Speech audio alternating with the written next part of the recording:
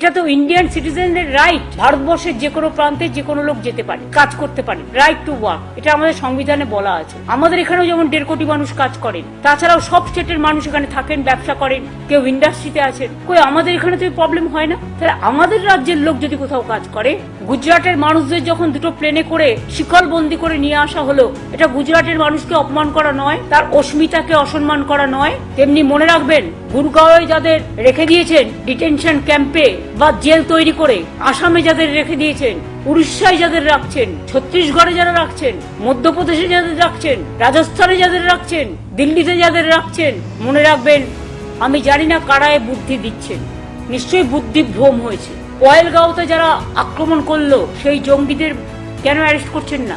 মণিপুরে যে তাণ্ডব আজও চলছে, আসামের মুখ্যমন্ত্রী মহাশয়, আপনাকে সম্মান জানিয়েই বলছি, আপনি মণিপুর তো কন্ট্রোল করতে পারলেন না, আপনি নাকি নর্থ ইস্টার্নের দায়িত্বে।